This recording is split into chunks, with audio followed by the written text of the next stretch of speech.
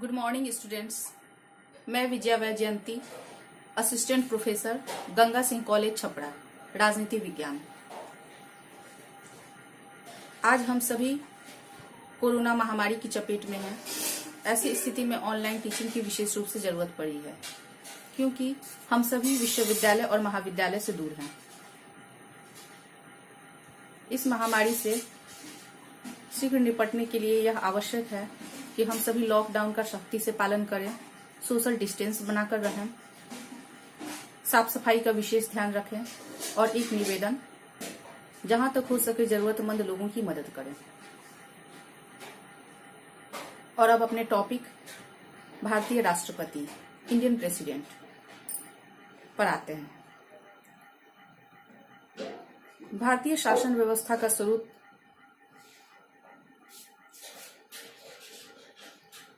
संसदीय और अध्यक्षात्मक दोनों का ही मिला जुला मिश्रण है, और दोनों ही व्यवस्थाओं के लक्षण भारतीय शासन व्यवस्था में देखने को मिलते हैं। और इसी के अनुरूप यहाँ एक संवैधानिक प्रधान की व्यवस्था की गई है, जिसे हम राष्ट्रपति के नाम से जानते हैं। भारतीय राष्ट्रपति के लिए निम्नलिखित योग्यताओं का होना आवश्यक है। पहला, वह भारत का नागरिक हो। दूसरा, उसकी उम्र 35 वर्ष हो चुकी हो। तीसरा, वह लोकसभा के सदस्य निर्वाचित होने की योग्यता रखते हो। चौथा, वह किसी लाभ के पद पर आसीन न हो। लेकिन संसद और राज्य विधानमंडल के सदस्यों के पद को लाभ का पद नहीं माना गया है। और यदि कोई सदस्य जो संसद या राज्य विधानमंडल का सदस्य है और राष्ट्रपति निर्वाचित होता है, तो ऐसी स्थिति में अपना पद ग्रहण करने की तिथि से वह संसद या विधानमंडल की सदस्यता त्याग देगा, क्योंकि उसके पद को लाभ का पद नहीं माना गया है। कार्यकाल, राष्ट्रपति का कार्यकाल सामान्यतः 5 वर्ष है। 5 वर्ष के पहले मृत्यु, पद त्याग या महाभियोग के द्वारा उनका पद रिक्त हो सकता है। यदि राष्ट्रपति की 5 वर्ष के पूर्व ही मृत्यु हो जाती है, तो वैसे स्थिति में उनके उत्तराधिकारी के आने तक उपराष्ट्रपति उनके पद और दायित्वों का निर्वहन करते हैं। इसके अलावा उपराष्ट्रपति को संबोधित हस्ताक्षर सहित लेख द्वारा भी राष्ट्रपति अपना पद त्याग कर सकते हैं। संविधान के अनुच्छेद 61 के द्वारा यदि राष्ट्रपति के द्वारा संविधान का उत्क्रमण होता है, तो वैसे स्थिति में अनुच्छेद 61 के अंतर्गत संसद के द्वारा उन पर महाभियोग की प्रक्रिया लगा के उन्हें पदमुक्त किया जा सकता है। महाभियोग की प्रक्रिया के लिए यह आवश्यक है कि संसद का एक सदन राष्ट्रपति पर महाभियोग का प्रस्ताव लाए और दूसरा सदन उस प्रस्ताव के कारणों की जांच करे, और तत्पश्चात यदि राष्ट्रपति पर लगाया गया आरोप सिद्ध होता है तो राष्ट्रपति पदमुक्त हो जाते हैं। महाभियोग का आरोप लगाए जाने के लिए सदन द्वारा आवश्यक है कि 14 दिन पहले उस आरोप लगाए जाने वाले सदन के 1/4 सदस्यों द्वारा महाभियोग का प्रस्ताव पारित किया जाए, महाभियोग का प्रस्ताव लाया जाए, और तत्पश्चात उस सदन के 2/3 सदस्यों के बहुमत के द्वारा उस प्रस्ताव को पारित किया जाए। तत्पश्चात द्वितीय सदन महाभियोग के कारणों की जांच करेगा। ऐसी स्थिति में राष्ट्रपति को यह अधिकार है कि वह स्वयं अपने पक्ष में अपना प्रतिनिधित्व प्रस्तुत करे, और तत्पश्चात द्वितीय सदन महाभियोग के कारणों की जांच करता है, और राष्ट्रपति पर लगाया गया आरोप यदि सिद्ध होता है तो वैसी स्थिति में राष्ट्रपति को अपना पद रिक्त करना पड़ता है।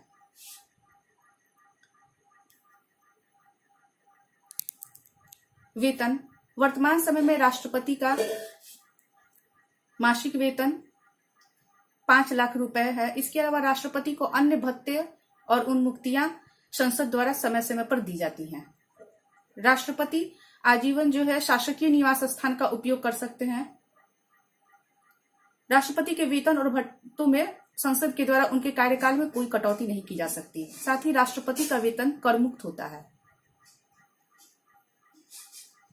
निर्वाचन, भारतीय राष्ट्रपति का निर्वाचन अप्रत्यक्ष रूप से होता है। उनका निर्वाचन आनुपातिक प्रतिनिधित्व प्रणाली के अंतर्गत एकल संक्रमणीय मत पद्धति द्वारा होता है।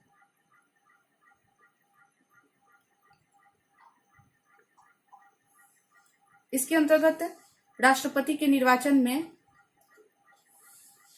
संसद के दोनों सदनों के निर्वाचित सदस्य और राज्यों की विधानसभाओं के निर्वाचित सदस्य भाग लेते हैं। इसके लिए निम्न प्रक्रिया अपनाई जाती है। इसमें सबसे पहले राज्य विधानसभा के निर्वाचित सदस्यों के मतों का मूल्य निकाला जाता है। राज्य विधानसभा के सदस्यों के मतों का मूल्य निकालने के लिए निम्न प्रक्रिया अपनाई जाती है। राज्य की कुल जनसंख्या बटा उस राज्य के विधानसभा के निर्वाचित सदस्यों की संख्या।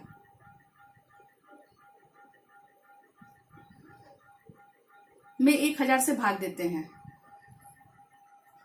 और यदि शेष 500 से अधिक आए तो उसमें 1 जोड़ दिया जाता है। इस प्रकार राज्य विधानसभा के सदस्यों के मतों का मूल्य निकलता है। तत्पश्चात संसद सदस्यों के मतों का मूल्य निर्धारित किया जाता है। जब समस्त राज्यों की विधानसभाओं के निर्वाचित सदस्यों के मतों का मूल्य निकल जाता है तो संसद सदस्यों के मतों का मूल्य निकालने के लिए निम्न प्रक्रिया अपनाई जाती है। समस्त राज्यों के विधानसभाओं के निर्वाचित सदस्यों के मतों के मूल्य का योग बटा संसद के दोनों सदनों के निर्वाचित सदस्यों के योग।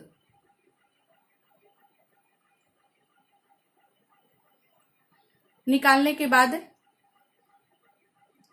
एक निर्धारित कोटा निकाला जाता है और उस कोटे के बराबर यदि कोई उम्मीदवार मत प्राप्त कर लेता है तो वह विजयी घोषित किया जाता है। इसे एकल संक्रमणीय इसलिए कहते हैं क्योंकि राष्ट्रपति के निर्वाचन में विभिन्न प्रत्याशी भाग लेते हैं और मतदान के समय मतदाता मतदान पत्र पर प्रत्याशियों के नाम या उनके चुनाव चिन्ह के सामने वरीयता क्रम लिखते जाते हैं।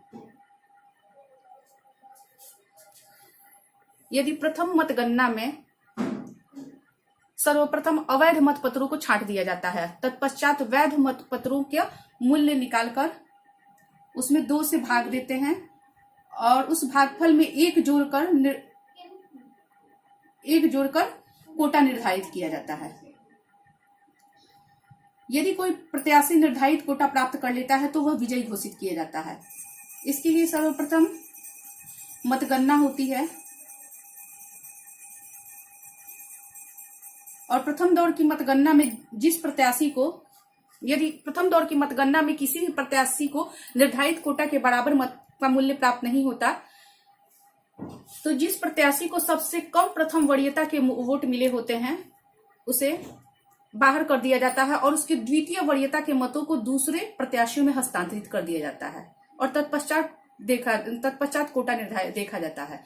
यदि तब भी किसी प्रत्याशी को निर्धारित कोटे के बराबर मत प्राप्त नहीं होता तो दूसरे दौर की गणना होती है और उसमें जिस प्रत्याशी को द्वितीय वरीयता के सबसे कम मत मिले होते हैं उन्हें बाहर कर दिया जाता है और उसके तृतीय वरीयता के मतों को दूसरे प्रत्याशी में हस्तांतरित कर दिया जाता है। और तत्पश्चात में यदि किसी प्रत्याशी को निर्धारित कोटा प्राप्त नहीं होता तो इसके पश्चात मतगणना का दौर तब तक चलता है जब तक कि प्रत्याशी निर्धारित कोटा के बराबर मत प्राप्त नहीं कर लेता और जब कोई प्रत्याशी निर्धारित कोटा के बराबर मत प्राप्त कर लेता है तो वह विजयी घोषित कर दिया जाता है।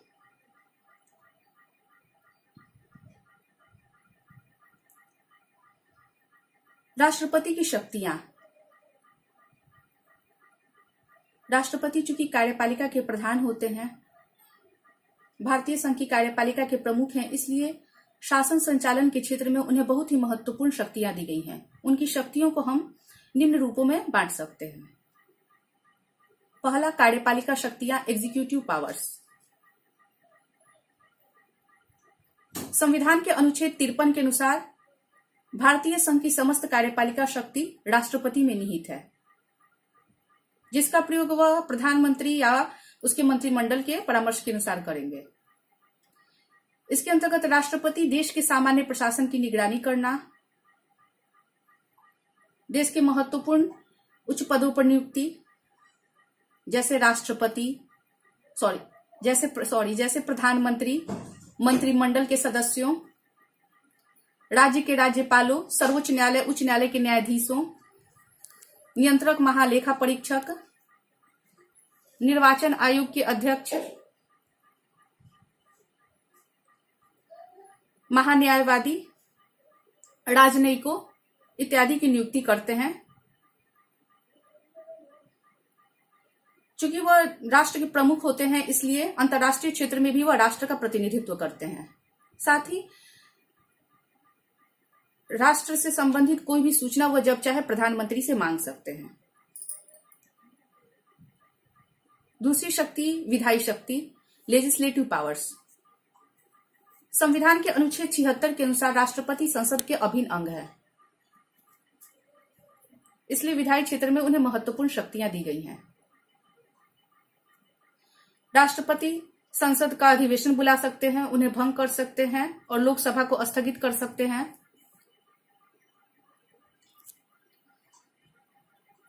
साथ ही जब संसद का सत्र न चल रहा हो तो वैसे स्थिति में अनुच्छेद 123 के अंतर्गत राष्ट्रपति को अध्यादेश जारी करने की शक्ति है।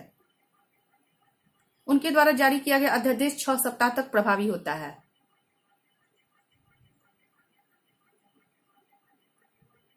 यदि संसद सत्र में आ गई हो तो वह 6 सप्ताह के पूर्व भी इसे समाप्त कर सकती है। राष्ट्रपति द्वारा जारी किया गया अध्यादेश उतना ही प्रभावी होता है जितना कि संसद द्वारा पारित किया गया कानून।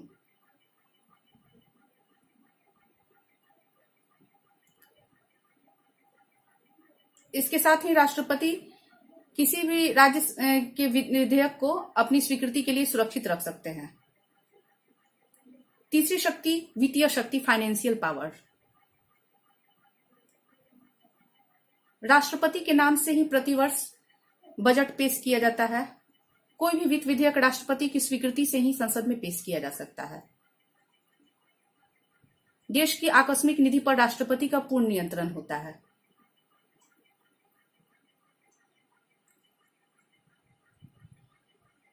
अब न्यायिक शक्ति। न्यायिक क्षेत्र में भी राष्ट्रपति को बहुत ही महत्वपूर्ण शक्तियां दी गई हैं। राष्ट्रपति सर्वोच्च और उच्च न्यायालय के न्यायाधीशों की नियुक्ति करते हैं। इसके साथ ही अनुच्छेद 72 के अंतर्गत राष्ट्रपति को क्षमादान का अधिकार दिया गया है। राष्ट्रपति अपराधियों के दंड को क्षमा कर सकते हैं, कम कर सकते हैं, स्थगित कर सकते हैं, किसी अन्य दंड में परिवर्तित कर सकते हैं। मृत्यु दंड को क्षमा करने का अधिकार राष्ट्रपति को ही है। सैन्य शक्ति। चूंकि राष्ट्रपति तीनों सेनाओं के सर्वोच्च कमांडर होते हैं, इसलिए सैन्य क्षेत्र में भी उन्हें महत्वपूर्ण शक्तियां दी गई हैं। राष्ट्रपति युद्ध की घोषणा और शांति की घोषणा के साथ साथ युद्ध के संचालन का पूर्ण दायित्व तो उन्हीं का है। इन सभी शक्तियों के साथ साथ ही हमारे संविधान के द्वारा राष्ट्रपति को एक अत्यंत ही महत्वपूर्ण शक्ति आपातकालीन शक्तियां दी गई हैं। संविधान के भाग 18 में इन आपातकालीन शक्तियों की चर्चा की गई है।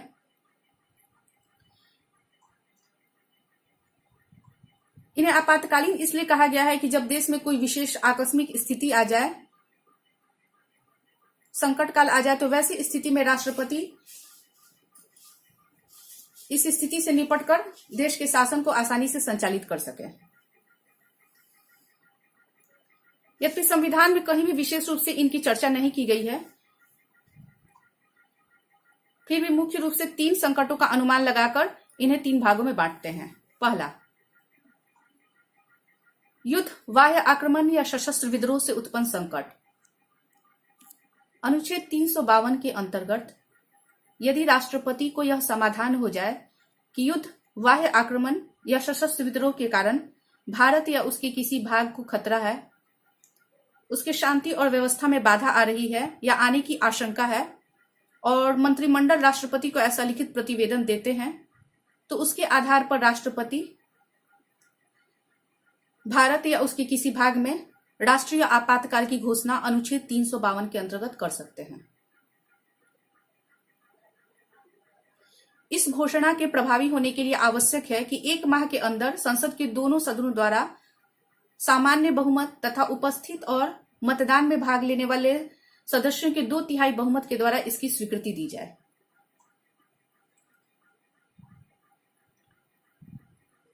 और सदन के सामान्य बहुमत के द्वारा इसके समाप्त भी किया जा सकता है। इस घोषणा का संवैधानिक परिणाम यह होगा कि राष्ट्रपति को चूंकि वो कार्यपालिका के प्रमुख हैं, इसलिए भारत या उसके किसी भी भाग के लिए वैसे विषयों पर कानून बनाने का अधिकार हो जाएगा जिनका उल्लेख राज्य सूची में है। साथ ही किसी राज्य के कार्यपालिका प्रशासन की निगरानी करना, अनुच्छेद 20 और अनुच्छेद 21 के अंतर्गत जीवन और व्यक्तिगत स्वतंत्रता के अधिकार को छोड़कर सभी मौलिक अधिकारों का निलंबन हो सकता है।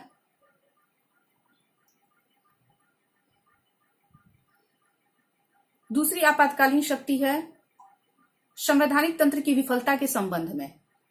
अनुच्छेद 356 के अंतर्गत यदि राष्ट्रपति को राज्यपाल के प्रतिवेदन पर या कहीं से यह सूचना प्राप्त हो जाए कि भारत या उसके किसी भाग का शासन संविधान के उपबंधों के अनुसार नहीं चल रहा है, तो वैसी स्थिति में वो संवैधानिक तंत्र की विफलता के आधार पर राष्ट्रपति शासन अनुच्छेद 356 के अंतर्गत लगा सकते हैं।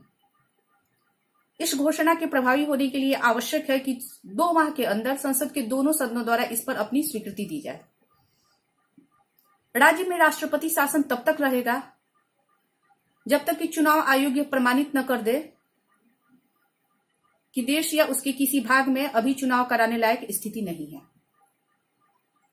आवश्यकता पड़ने पर इसे अधिकतम 3 वर्षों तक बढ़ाया जा सकता है, लेकिन इसके लिए समय समय पर संसद द्वारा इसकी स्वीकृति आवश्यक है। इस घोषणा का संवैधानिक प्रभाव यह होगा कि केंद्र सरकार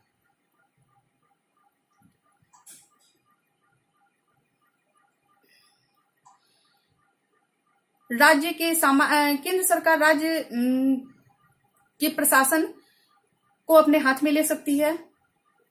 साथ ही अनुच्छेद 19 के अंतर्गत व्यक्तिगत स्वतंत्रता का अधिकार, अनुच्छेद 19 के अंतर्गत नागरिकों को प्राप्त स्वतंत्रता तथा संवैधानिक उपचारों के अधिकार का अंत किया जा सकता है। इस घोषणा के प्रभाव स्वरूप राज्य विधायिका का निलंबन कर उसकी सारी शक्तियां संसद को प्राप्त हो जाती है और राज्य सरकार के किसी भी विषय पर कानून बनाने के लिए राष्ट्रपति किसी भी विषय को राष्ट्रपति के स्वीकृति के लिए सुरक्षित रखा जा सकता है। तीसरी आपातकालीन शक्ति है वित्तीय संकट। संविधान के अनुच्छेद 360 के अंतर्गत यदि राष्ट्रपति को यह समाधान हो जाए कि ऐसी स्थिति आ गई है जिसके कारण देश के वित्तीय अस्थायित्व या साख को खतरा है, तो वैसी स्थिति में वे 360 के अंतर्गत वित्तीय आपातकाल की घोषणा कर सकते हैं। इस घोषणा के प्रभावी होने के लिए आवश्यक है कि 2 माह के अंदर संसद के दोनों सदनों द्वारा इस पर अपनी स्वीकृति दी जाए। इस घोषणा के परिणाम स्वरूप केंद्र सरकार राज्य सरकारों को आवश्यक आर्थिक निर्देश दे सकती हैं। केंद्र सरकार या राज्य सरकार के किसी भी वर्ग के कर्मचारियों के वेतन और भत्तों में आवश्यक कटौती की जा सकती है।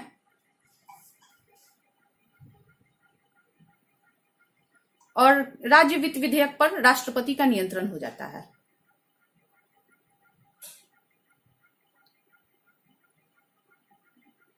राष्ट्रपति की उपर्युक्त शक्तियों को देखने से यह स्पष्ट है कि शासन संचालन के क्षेत्र में राष्ट्रपति को अत्यंत ही महत्वपूर्ण शक्तियां दी गई है, क्योंकि वह भारतीय कार्यपालिका के सर्वप्रमुख हैं।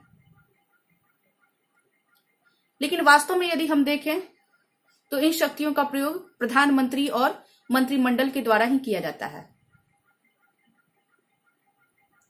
लेकिन इसके बावजूद हम यह कह सकते हैं कि भारतीय शासन व्यवस्था में भारतीय राष्ट्रपति का स्थान अभूतपूर्व है। धन्यवाद।